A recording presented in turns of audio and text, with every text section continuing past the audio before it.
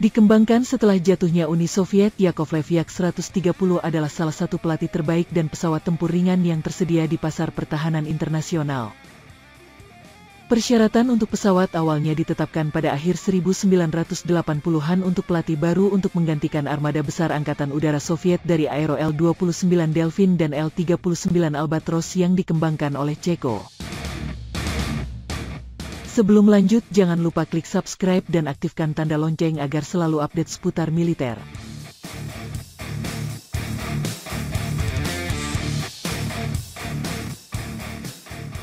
Lima desain termasuk Sukhoi S-54, Myasishchev M-200, Mikoyan MiG-AT, dan Yakovlev Yak-UTS diajukan. Namun, pada saat disintegrasi akhir Uni Soviet pada tahun 1991, hanya desain Mikoyan dan Yakovlev yang masih dipertimbangkan. Dengan Rusia yang baru merdeka dalam krisis ekonomi dan sosial, dana terbatas dan pembangunan berjalan lambat. Faktanya, sementara Biro Desain Yakovlev kurang lebih telah menyelesaikan desain dasar Yak-130 pada tahun 1993, situasi pendanaan memaksa perusahaan untuk mencari investasi luar meskipun Angkatan Udara Rusia memilih jetnya untuk pengembangan lanjutan. Dengan demikian, Yakovlev menandatangani perjanjian kemitraan untuk mengembangkan bersama dan memasarkan Yak-130 dengan perencana udara Italia Air Maci pada tahun yang sama. Ketika pengembangan berlanjut, pesawat uji Yak-130D pertama melakukan penerbangan perdananya dari lapangan terbang Gromov pada tanggal 25 April tahun 1996. Kemitraan antara keduanya akhirnya memburuk dan pada tahun 2000, Rusia dan Italia berpisah.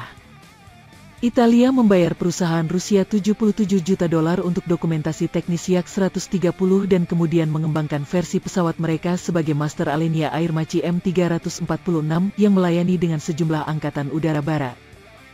Versi Italia dari pesawat itu mungkin bahkan akan terus bertugas di Angkatan Udara Amerika Serikat jika terpilih sebagai pemenang kompetisi pelatih TX.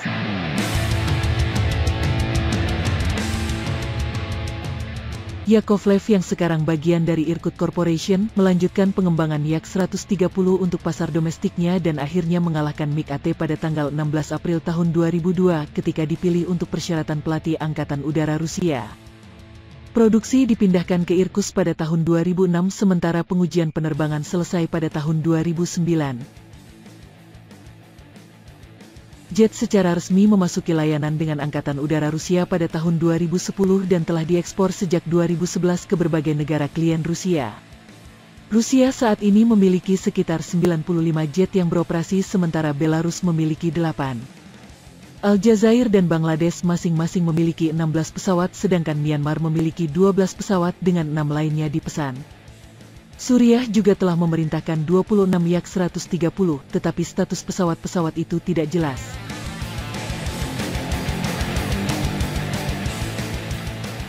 Versi Rusia dari Yak-130 belum cukup baik di pasar internasional, tetapi sepupu Italianya M346 cukup baik telah diadopsi oleh Italia, Israel, Singapura, Polandia, dan Turkmenistan.